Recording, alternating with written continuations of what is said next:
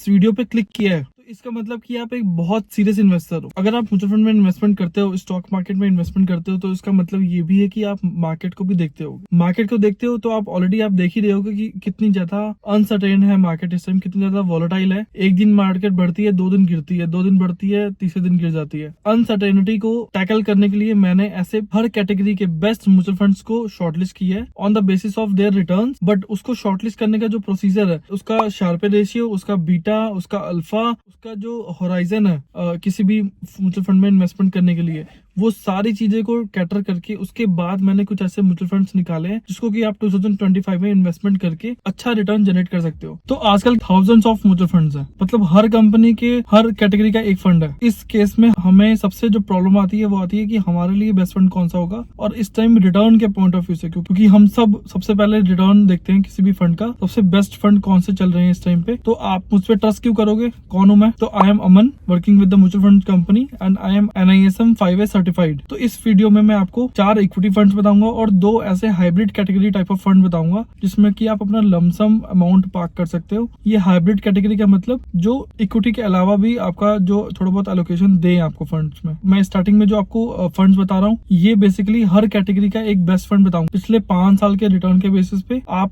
Investment करने से पहले एक बार अपनी रिसर्च जरूर करना। इस वीडियो में जो भी फंड्स मैं बताऊंगा इसमें कोई रिकमेंडेशन नहीं है, किसी भी कंपनी ने मुझे कोई पैसा नहीं दिया। इस वीडियो में जो मैं फंड्स बताने वाला हूं, अगर आप इन फंड्स में अपने अभी इन्वेस्टमेंट नहीं की ना, तो आने वाले टाइम में जो एंट्री है वो बहुत महंगी हो जाएगी आपके लिए। तो please make sure you watch this video till and. तो ज्यादा टाइम वेस्ट ना करते हम फटाफट चलते हैं अपनी वीडियो के ऊपर। सबसे पहली जो कैटेगरी हमारी आती है वो आती है मल्टी कैप की कैटेगरी। मल्टी कैप की कैटेगरी में जो सबसे टॉप परफॉर्मिंग फंड है पिछले 5 साल के रिटर्न के बेसिस पे वो है निप्पॉन इंडिया का मल्टी कैप फंड। इसकी जो लास्ट 5 साल की जो रिटर्न आ रही है 30.80% की आ रही है। अगर मैं इसकी NAV की बात करूं, नेट एसेट वैल्यू जिसको हम बोलते हैं, नेट एसेट वैल्यू उसकी 337 रुपीज है। मतलब कि एक यूनिट अगर आपको खरीदनी है तो उस पर 337 रुपीज आपको देने पड़ेंगे। अगली कैटेगरी जो हमारी आती है वो आती है फ्लेक्सी कैप की कैटेगरी। तो फ्लेक्सी कैप की कैटेगरी में अगर किसी ने लमसम पार्क करना है, अपना पैसा पार्क करना है, पिछले 5 साल के रिटर्न के बेसिस पे जो टॉप परफॉर्मिंग फंड जो आता है वो हमारा है HDFC का फ्लेक्सी कैप फंड। ये ऑलरेडी बहुत लोगों ने सुना होगा, बट इसका मैं ट्रैक रिकॉर्ड चेक कर रहा था तो पिछले 5 साल की रिटर्न की अगर आप बात करोगे तो पिछले 5 सालों में ये 29.80% रिटर्न दे रहा है। Can you imagine? और साथ ही साथ बस पर्सनली एक ड्रॉबैक लगता है कि इसकी NAV बहुत ज्यादा हो चुकी है। आप देख ही रहे हो स्क्रीन के ऊपर कि इसकी NAV ऑलरेडी ऑलमोस्ट 2200 के आसपास की NAV चल रही है। मतलब कि अगर आपको एक यूनिट बाय करनी है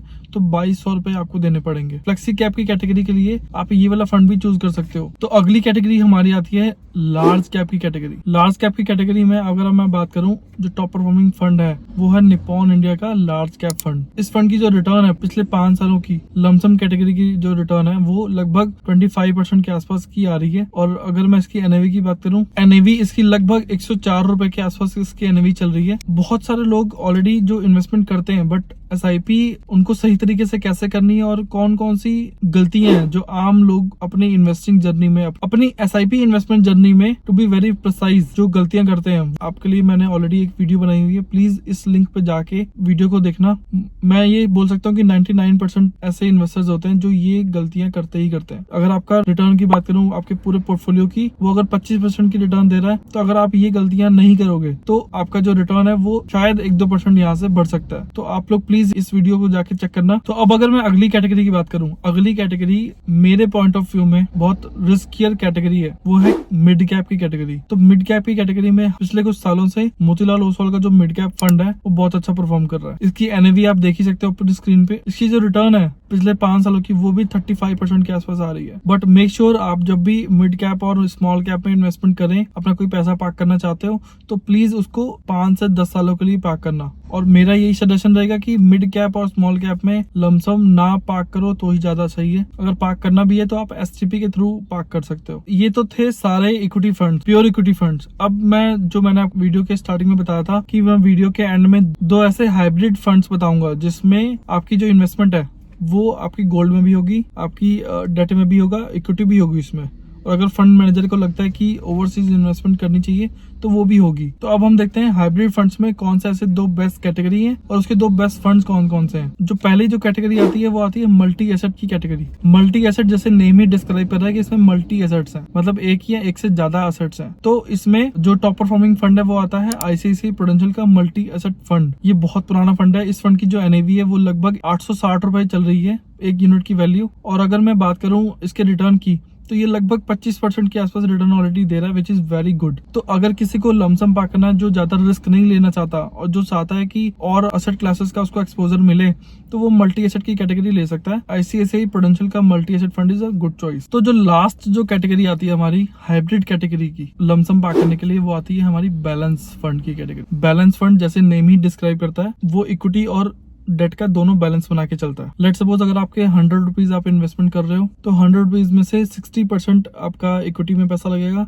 40% जो है वो डेट में पैसा लगेगा। इसको हम बोलते हैं बैलेंस कैटेगरी। अब बैलेंस कैटेगरी का जो सबसे टॉप परफॉर्मिंग फंड है वो आता है एचडीएफसी का बैलेंस एडवांटेज फंड। इस फंड की एनएवी 567 और अगर मैं इसकी रिटर्न की बात करूं तो ये भी ऑलमोस्ट सेम ही है, 24% के आसपास ये पिछले 5 सालों में रिटर्न दे रहा है। दीज आर द फंड्स जो मैं बताना चाहता था आपको। जब भी आप इन्वेस्टमेंट करने जाओ, पहले अपनी रिस्क प्रोफाइल, अपनी एज के अकॉर्डिंग अपना फंड, अपनी खुद की रिसर्च करके ही इन फंड्स में इन्वेस्टमेंट करना। इन फंड्स का कोई भी रिकमेंडेशन नहीं है, किसी कंपनी ने मुझे कोई पैसे नहीं दिए, मैं जस्ट अपनी नॉलेज के ऊपर, अपनी रिसर्च के ऊपर आपको ये फंड्स बता रहा हूँ। तो प्लीज अपनी इन्वेस्टमेंट करने से पहले एक बार अपनी रिसर्च जरूर कर लेना। और ऐसी और वीडियोस के लिए please make sure you hit the subscribe button. बाकी मिलते हैं नेक्स्ट वीडियो में। Bye bye.